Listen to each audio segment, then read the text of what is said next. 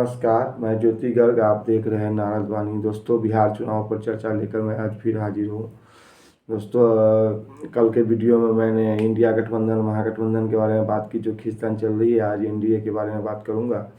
NDA गठबंधन में मुख्यतः तो भाजपा बड़े भाई के रूप में, लेकिन जदयू चाह रही है कि मैं रहूँ बड़ा भाई, और भाजपा कह रही है कि नहीं, अब तो मैं हूँ बड़ा भाई।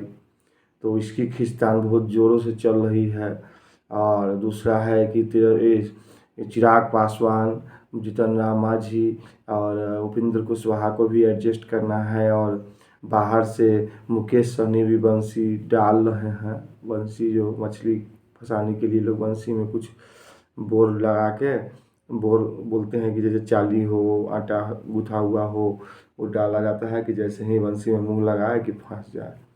तो बंसी फेंक रहे हैं मुकेश सहनी भाई भी। तो इन लोगों का क्या होगा, इसके बारे में विषय में बात करना। और कल है अमित शाह आ रहे हैं बिहार।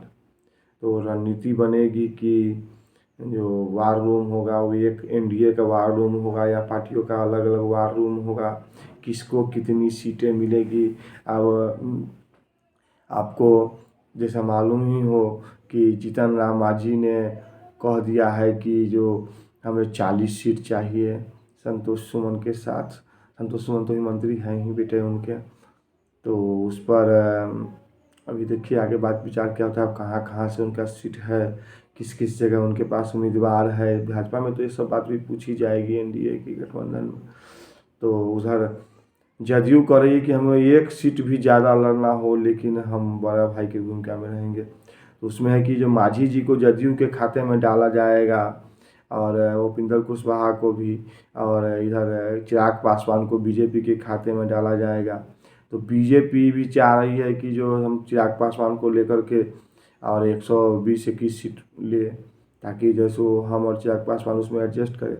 चिराग पासवान भी मांग रहे हैं 40 सीट, लेकिन उनको कितना मिलता है वो भी आने वाला वक्त बताएगा। हमको लगता है कि 20-21 पर जाकर वो रुकेंगे। मांझी जी 5 से 7 सीट पर जाकर रुक जाएंगे। उपेंद्र कुशवाहा को भी वही 4-5 सीट मिल जाएगा, हो गया। और इधर मुकेश सहनी अगर आते हैं तो उनको भी 10-12 सीट दिया जा सकता है।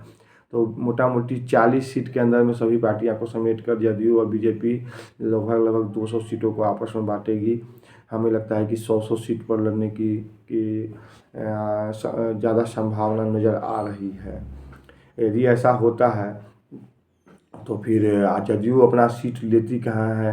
जदयू ज़्यादातर सीमांचल में लड़ती है, जो मुस्लिम डोमिनेटेड एरिया है उस समय जदयू का होता है। कुछ सीट वो तिरहुत कमिश्नरी में भी लड़ती है ज़्यादा, मिथिला में भी लड़ती है।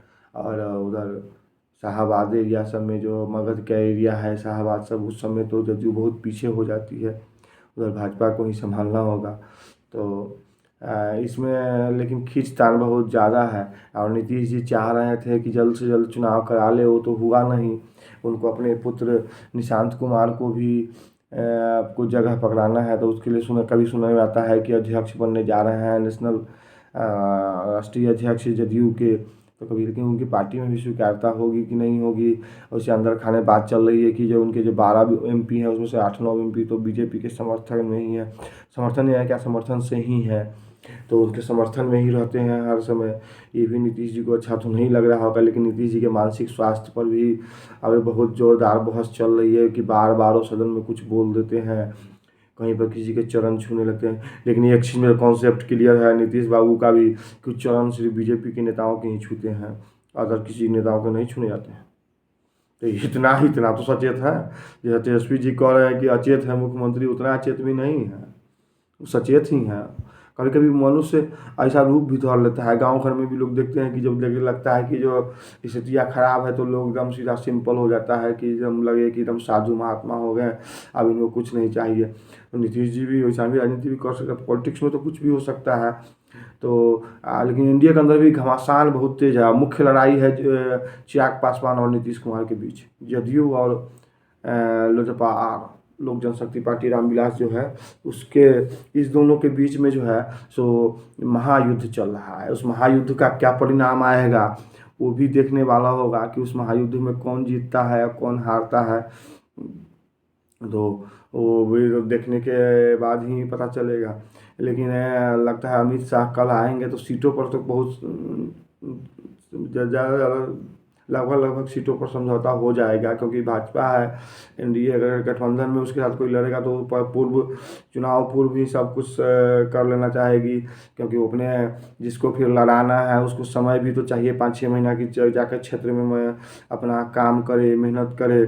लेकिन इसमें एक चीज़ और है कि जो है सो जैसा बीजेपी के अंदरूनी खबरों से पता चल रहा है कि इस बार मुख्यमंत्री के का आश्वासन पहले नहीं मिलेगा, और नीतीश जी चाह रहे हैं कि मुख्यमंत्री का आश्वासन पहले मिल जाए एनडीए गठबंधन में ही, कि जो जीतने के बाद मुख्यमंत्री तो नीतीश कुमार ही होंगे। लेकिन भाजपा का कहना है कि चुनाव लड़ेंगे आपके नेतृत्व में, लेकिन मुख्यमंत्री कौन होगा इस चुनाव के बाद डिसाइड करेंगे। तो ये भी एक बहुत बड़ी समस्या है नीतीश बाबू के लिए, कि मुख्यमंत्री अगर चुनाव के बाद डिसाइड होगा तो मुख्यमंत्री तो कोई भी हो सकता है। और भाजपा जैसी पार्टी कहीं इनको शिंदे तो नहीं बनाया जाएगा, मैं जैसे बार बार कह रहा हूँ। तो भाजपा इसमें और डबल गेम भी खेल सकती है कि जदयू और चिराग पासवान की लड़ाई में जो है सो अपना आगे बढ़ जाए। और मुकेश सहनी को भी सुनने में आ रहा है कि समय वोट डाल रहे हैं, अमित शाह से उनकी बातचीत हुई है। सूत्रों के हवाले से खबर है कि अमित शाह से उनकी बातचीत हुई है। और उसके बाद मतलब कल बताया ही था कि जो आरजेडी का जो था इफ्तारी पार्टी, उसमें जो सब शामिल नहीं हुए, ना कांग्रेस के लोग शामिल हुए, ना मुकेश सहनी शामिल हुए। इससे तो माहौल और महागठबंधन में खराब ही हो गया हुआ है। तो मुकेश सहनी तो अभी दो नाव की सवारी में है, दोनों तरफ बंसी का बोर्ड गिरा रहे हैं। अब देखिए किस ओर झुकता है। लेकिन बिहार चुनाव में एनडीए का कल जो है सो मुझे लगता है कल फाइनल हो जाएगा कि कौन कितने सीटों पर लड़ने जा रहा है, रणनीति क्या होगी, किस पर अटैक किया जाएगा, किस पर अटैक नहीं किया जाएगा। और मैं जैसा बार बार कर रहा हूँ, भाजपा एक बार महागठबंधन के भी सीटों के बंटवारा का भी इंतजार करेगी कि उधर से कितने लोग असंतुष्ट होकर आते हैं। वैसे इसके पास तो अपने कार्यकर्ता हैं, लेकिन उसका भी तो इंतजार पार्टियाँ करती हैं। और यदि कांग्रेस अगर अलग हो जाती है तो उसका तो और माहौल अलग हो जाएगा। तो एनडीए में तो अभी यही सब चल रहा है, लेकिन ऊपर से सब दिख रहा है कि एक समान है, लेकिन वैसा है नहीं। अब निशांत कुमार को क्या चाह रहे हैं नीतीश कुमार कि इधर ही मुख्यमंत्री बना दिया जाए या अध्यक्ष बनाया जाए। तो 6 महीना का समय दीजिए निशांत बाबू को भी, कि वो भी जाके थोड़ा समझ ले बूझ ले ये पार्टी का फंक्शनिंग कैसे, उनके शादी की ही बात हो रही है, यही सब चल रहा है। अब कल अमित शाह के आने का इंतजार हम लोगों को भी है और आप लोगों को भी है। तो कमेंट सेक्शन में आकर बताइएगा कि अमित शाह आएंगे तो क्या क्या सौगात लेके आएंगे एनडीए के लिए। तो आज की नाराजबानी यही पर समाप्त होती है। इस चैनल को सब्सक्राइब कीजिए और दोस्तों के बीच में शेयर कीजिए, इस वीडियो को लाइक कीजिए। हर हर महादेव।